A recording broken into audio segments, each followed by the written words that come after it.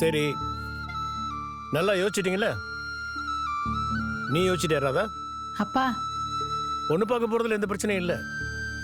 ஆனா நீங்க 2 பேரும் நல்லா யோசிச்சு தான் அந்த முடிவு எடுத்தீங்களா?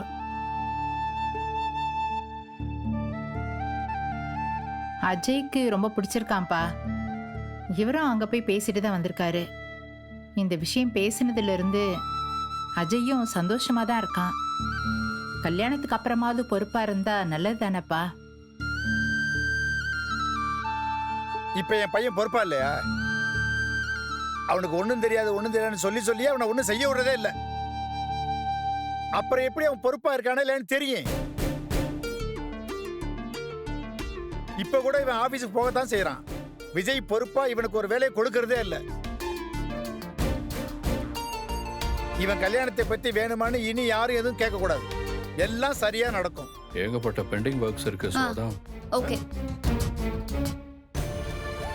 சரிங்க. பாத்துக்கலாம்.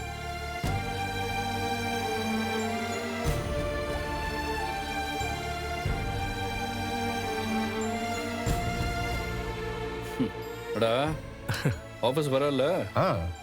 வரேண்ணா, வரேன். ஏம்மா காவேரி, இன்னைக்கு சாயங்காலம் ராகினியை பொண்ணு பார்க்க போறோம்.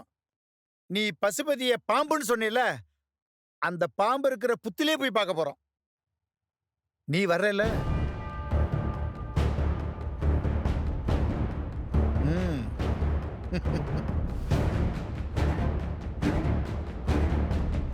தாத்தா, இன்னும் கூட டைம் இருக்கு. யோசிச்சு முடிவெடுங்க. எல்லா முடிவும் நாங்க எடுத்தாச்சுமா.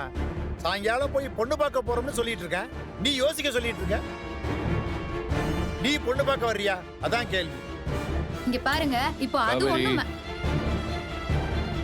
சைலண்டா இரு. யாரும் சின்ன பசங்க எல்லாம் கிடையாது. எல்லாரும் எந்த முடிவு எடுத்தாலும் நல்லா யோசிச்சு தான் முடிவு எடுத்திருப்பாங்க. நீ எதுக்கு அநியாயமா மண்டையை போட்டு உடச்சுக்கிற? உனக்கு ஒரு பிரச்சனையும் வராதுன்னு நான் தான் சொல்லிட்டேன்ல. மற்றவங்க பத்திலாம் நீ ஏன் கவலைப்படணும்?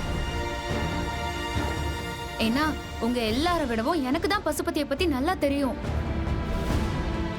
பிறந்ததுல இருந்து நான் பார்த்திருக்கேன். எங்க அப்பாவோட சொந்த அண்ணன் மாதிரி கூட இருந்து எங்க அப்பாவையே கொன்னவர் அவரு.